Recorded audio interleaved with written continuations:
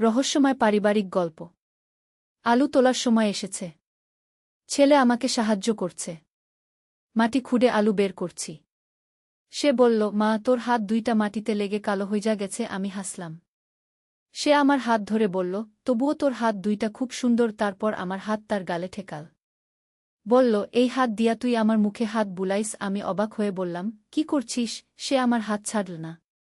বলল, মা, আমি তোর কাছে একটা কথা কইতে চাই। আলুর ক্ষেতে আমরা দুইজন বসে আছি। সূর্য পড়ে আসছে। সে বলল, তোর সাথে এভাবে কাম করতে আমার খুব ভালো লাগে। আমি বললাম, হ্যাঁ রে, আমরা তো মাছেলে। সে মাথা নাড়ল। বলল, না মা, আমি তোরে শুধু মা মনে করি না, দূরে কোথাও একটা পাখি ডাকছে। সে বলল, আমি তোরে ভালোবাসি, আমার বউ হিসেবে চাই। আলু তোলার ঝুড়ি আমার পাশে রাখা। সে বলল, বিয়া কর আমার সাথে। আমরা এই জমিতেই ঘর বানামু। সন্ধ্যার আলোতে তার মুখ দেখে আমি বুঝতে পারছি না এ আমার ছেলে না অন্য কেউ।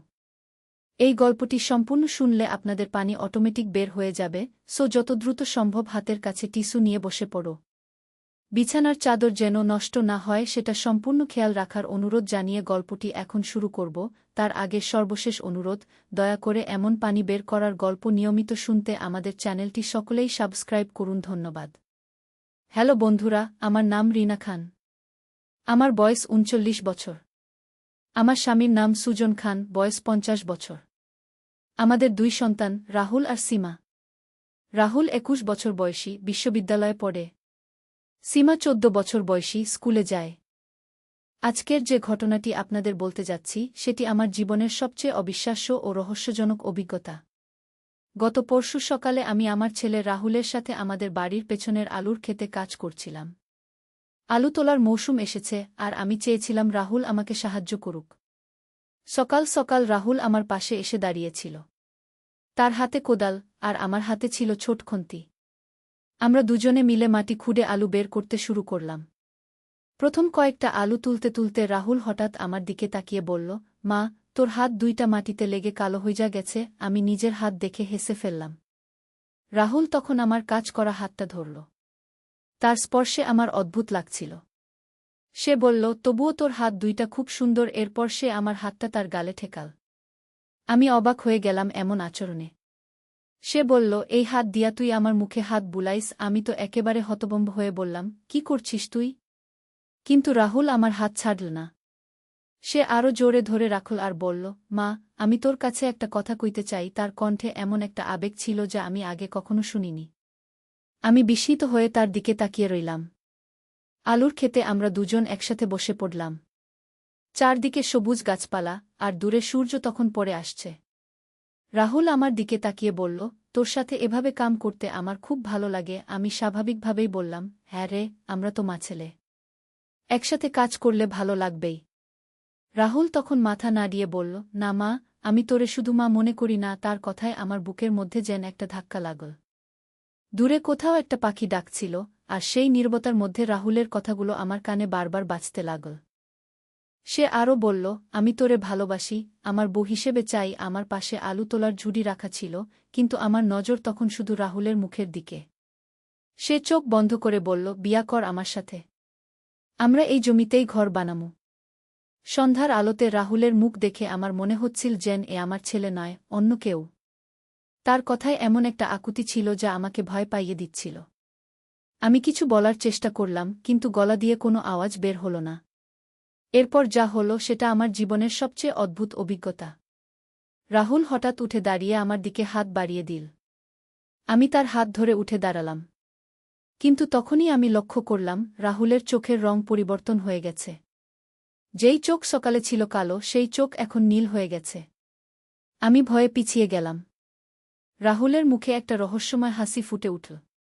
সে বলল, চিনতে পারছিস না আমাকে? আমি কাঁপা গলায় বললাম, তুই কে? আমার রাহুল কোথায়? তখন সেই ব্যক্তি বলল, আমি তোর স্বপ্নের মানুষ। আমি তোর ভেতরের গভীরতম আকাঙ্ক্ষার প্রতিফলন। তুই যা চেয়েছিস তা পূরণ করতে এসেছি। তার কথায় আমি আরও বেশি ভয় পেয়ে গেলাম। আমি জোরে চিৎকার করলাম, তুই কে? আমার ছেলে কোথায়? কিন্তু সেই রহস্যময় মানুষটি শুধু হাসছিল। হঠাৎ চারদিক অন্ধকার হয়ে গেল। আমি দৌড়ে বাড়ির দিকে যেতে চাইলাম, কিন্তু পা আটকে গেল। এরপর আমি যখন জ্ঞান ফিরে পেলাম, তখন দেখি আমি আমাদের বাড়ির বিছানায় শুয়ে আছি। আমার স্বামী সুজন আর 2 সন্তান রাহুল ও সীমা আমার পাশে বসে আছে। তারা সবাই চিন্তিত মুখে আমার দিকে তাকিয়ে আছে। সুজন বলল, রিনা, তুই কি ঠিক আছিস? তুই খেতেই অজ্ঞান হয়ে পড়েছিলি। রাহুল তোকে কাঁধে করে ঘরে নিয়ে এসেছে। আমি রাহুলের দিকে তাকালাম। তার চোখ আবার কালো হয়ে গেছে, স্বাভাবিক। রাহুল চিন্তিত গলায় বলল, মা, তুই হঠাৎ চিৎকার করে উঠেছিলি। তারপর অজ্ঞান হয়ে পড়ে গেলি। কি হয়েছিল তোর? আমি তার মুখের দিকে তাকিয়ে বুঝতে পারলাম না, এই কি সেই রাহুল যে আমার সাথে সেই সব অদ্ভুত কথা বলেছিল? আমি কাঁপা গলায় বললাম, তুই আমার সাথে কি কি কথা বলেছিলি খেতে? রাহুল অবাক হয়ে বলল, কি কথা মা? আমি তো শুধু বলেছিলাম যে তোর হাত মাটিতে লেগে কালো হয়ে গেছে। এর বেশি কিছু বলিনি তো। আমি আরও জানতে চাইলাম, তুই আমার হাত ধরেছিলি? রাহুল মাথা নেড়ে বলল, না মা, আমি তোর হাত ধরিনি। তুই হঠাৎ চিৎকার করে উঠলি আর তারপর মাটিতে পড়ে গেলি। আমি ভয় পেয়ে তোকে কাঁধে করে নিয়ে এসেছি। আমার মাথা ঘুরছিল। আমি ভাবতে পারছিলাম না কি হয়েছিল আসলে। সুজন আমার কপালে হাত দিয়ে বলল, তোর জ্বর আছে। হয়তো অসুস্থতার কারণে এসব অদ্ভুত লাগছিল, কিন্তু আমি জানি, যা আমি অনুভব করেছি তা কোনো স্বপ্ন বা অসুস্থতার কারণে হয়নি। পরের দিন সকালে আমি আবার খেতে গেলাম। রাহুলও আমার সাথে গেল। কিন্তু এবার সব কিছু স্বাভাবিক ছিল। রাহুল সাধারণ মাছেলের মতোই কথা বলছিল। কিন্তু আমার মনে সেই রহস্যময় অভিজ্ঞতাটি ভুলতে পারছিলাম না। সেই দিন থেকে আমি নিয়মিত খেতে যেতে শুরু করলাম। আমার মনে হচ্ছিল যে আমি একটা রহস্যের সন্ধানে আছি। কয়েকদিন পরে আমি আবিষ্কার করলাম যে আমাদের ক্ষেতের নিচে একটি প্রাচীন সুড়ঙ্গ রয়েছে। একদিন রাহুল আর আমি মিলে সেই সুড়ঙ্গ খোঁজার চেষ্টা করলাম। মাটি খুঁড়তে খুঁড়তে আমরা একটি পাথরের টুকরো পেলাম। সেই পাথরে কিছু প্রাচীন লেখা ছিল। রাহুল বলল, মা, এই লেখা আমি পড়তে পারছি না। কিন্তু মনে হচ্ছে এটা খুব পুরানো। আমরা সেই পাথরটি বাড়িতে নিয়ে এলাম। সুজন পাথরটি দেখে বলল, এটা সংস্কৃত ভাষায় লেখা। আমি অনুবাদ করার চেষ্টা করব। 2 দিন পরে সুজন আমাকে ডেকে বলল, রিনা, এই পাথরে লেখা আছে যে এই জমিতে প্রাচীনকালে একটি মন্দির ছিল। সেই মন্দিরে একটি বিশেষ দেবতার পূজা হতো যিনি মানুষের গভীরতম ইচ্ছা পূরণ করতেন। আমি অবাক হয়ে জিজ্ঞেস করলাম, তার মানে? সুজন বলল, এখানে আরও লেখা আছে যে সেই দেবতা কখনো কখনো মানুষের সামনে বিভিন্ন রূপ ধরে আবির্ভূত হতেন। তিনি মানুষের মনের গভীরে লুকানো ইচ্ছাগুলি বুঝতে পারতেন এবং সেই সব ইচ্ছা পূরণের জন্য পরীক্ষা নিতেন। আমার মনে পড়ে গেল সেই দিনের ঘটনা। হয়তো সেই দেবতাই আমার সামনে রাহুলের রূপ ধরে এসেছিলেন। কিন্তু কেন? আমার কি এমন ইচ্ছা ছিল যা তিনি পূরণ করতে চেয়েছিলেন? আমি গভীরভাবে ভাবতে শুরু করলাম। আমার জীবনে আসলেই কি কোনো অপূর্ণ ইচ্ছা ছিল? আমি আমার পরিবার নিয়ে খুশি।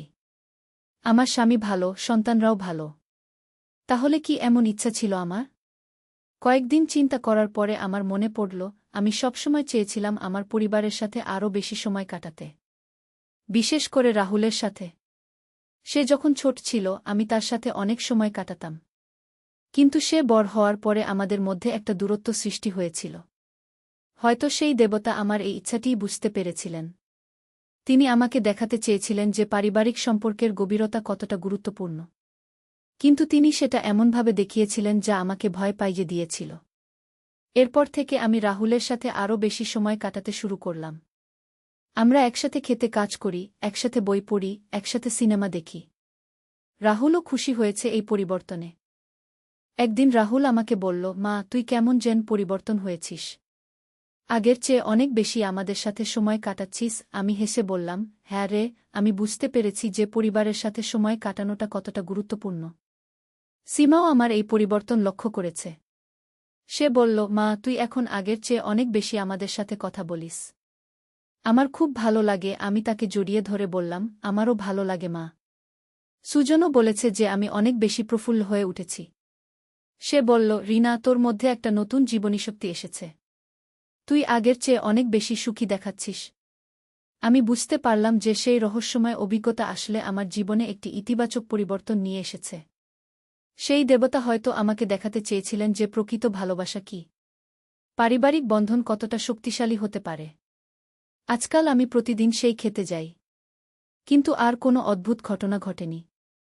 হয়তো সেই দেবতা বুঝতে পেরেছেন যে আমি তার বার্তা গ্রহণ করেছি। আমার জীবনে এখন শান্তি এসেছে। আমি আমার পরিবারের সাথে খুশি। আমরা একসাথে অনেক সময় কাটাই, একে অপরের সাথে গভীর কথা বলি। রাহুল এখন আমার সবচেয়ে ভালো বন্ধু। আমরা একসাথে অনেক কিছু করি। সে তার পড়াশোনার কথা, বন্ধুদের কথা, ভবিষ্যৎ পরিকল্পনার কথা আমার সাথে শেয়ার করে। আমিও তার সাথে আমার স্বপ্ন, আশা আকাঙ্ক্ষার কথা বলি। সীমাও আমার খুব কাছের মানুষ হয়ে উঠেছে। সে তার স্কুলের গল্প, বন্ধুদের গল্প আমার সাথে শেয়ার করে। আমরা একসাথে রান্না করি, একসাথে বাগান করি। সুজনের সাথেও আমার সম্পর্ক আরও গভীর হয়েছে। আমরা এখন আগের চেয়ে অনেক বেশি কথা বলি, একে অপরের মতামতের প্রতি শ্রদ্ধা রাখি। আমি বুঝতে পারলাম যে সেই রহস্যময় অভিজ্ঞতা আসলে আমার জীবনের একটি টার্নিং পয়েন্ট ছিল। সেটি আমাকে শিখিয়েছে যে পারিবারিক ভালোবাসা কতটা মূল্যবান। এখন আমি জানি যে প্রকৃত সুখ লুকিয়ে আছে আমাদের পরিবারের মধ্যেই। আমাদের শুধু সেটা খুঁজে বের করতে জানতে হয়। সেই দেবতা আমাকে সেই পথ দেখিয়েছেন। আমার গল্প এখানেই শেষ। এই ছিল আমার জীবনের সবচেয়ে রহস্যময় অভিজ্ঞতা, যেটি আমার জীবনে একটি সুন্দর পরিবর্তন নিয়ে এসেছে। বন্ধুরা, আশা করি আমার এই গল্পটি আপনাদের ভালো লেগেছে। আপনাদের জীবনেও যদি এমন কোনো রহস্যময় ঘটনা ঘটে থাকে তাহলে কমেন্ট করে জানান। আমি আপনাদের গল্প শুনতে আগ্রহী। আর হ্যাঁ, আমাদের চ্যানেলে এরকম আরও অনেক রহস্যময় ও রোমাঞ্চকর গল্প পাবেন। তাই চ্যানেলটি সাবস্ক্রাইব করে নোটিফিকেশন বেল অন করে রাখুন। ধন্যবাদ। কিন্তু আমার গল্প এখানেই শেষ নয়। আরও একটি অদ্ভুত ঘটনা ঘটেছিল যেটি আমি আপনাদের বলিনি।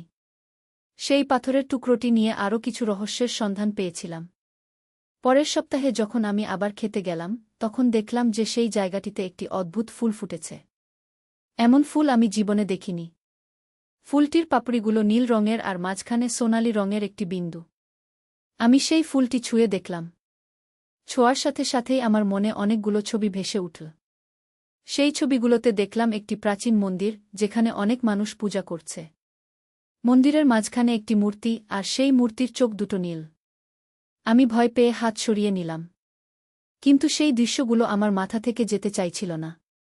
আমি বুঝতে পারলাম যে এই জায়গা সত্যিই কোনো রহস্য লুকিয়ে আছে।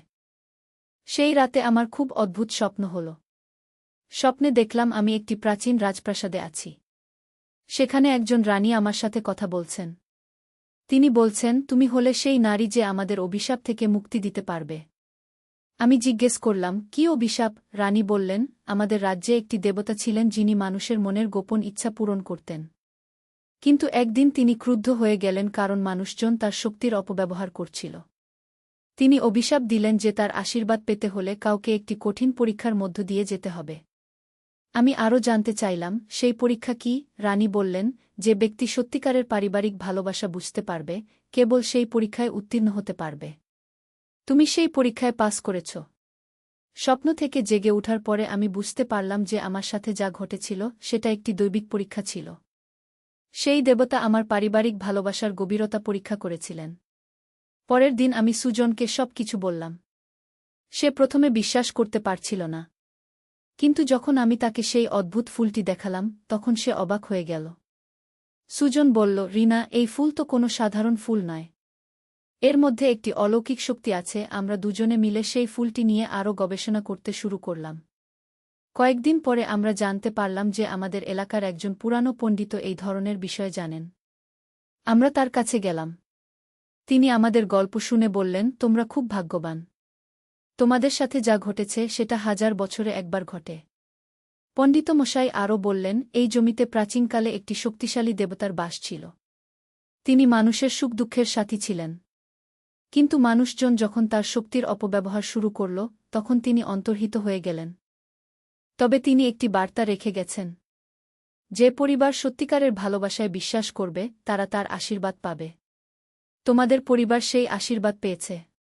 পণ্ডিতমশাই আমাদের বললেন, এই ফুলটি তোমাদের ঘরে রাখো।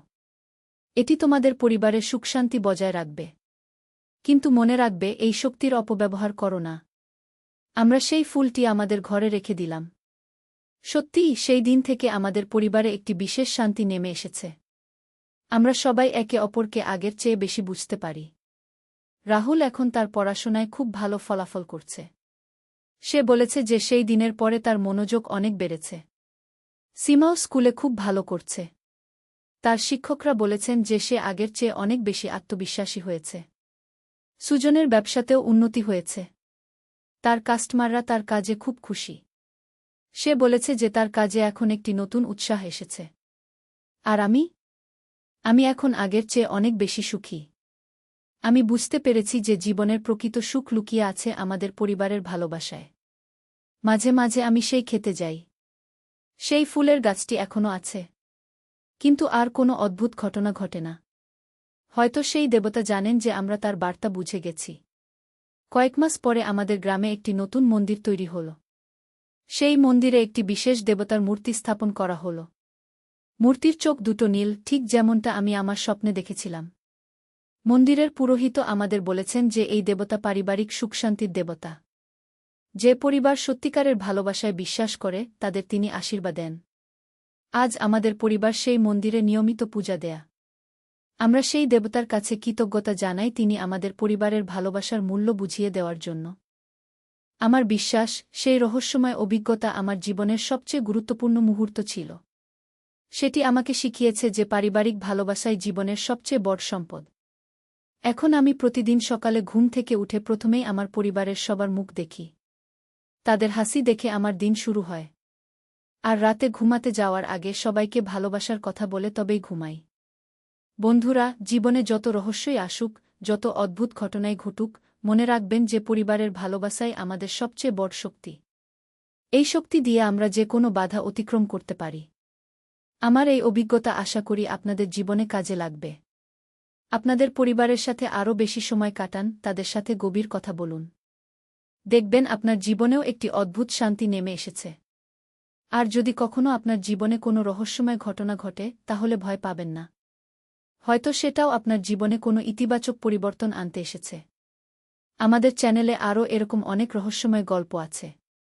সেগুলো শুনতে চাইলে সাবস্ক্রাইব বাটন টিপুন আর বেল আইকনে ক্লিক করুন। আজকের মতো এখানেই শেষ। ধন্যবাদ।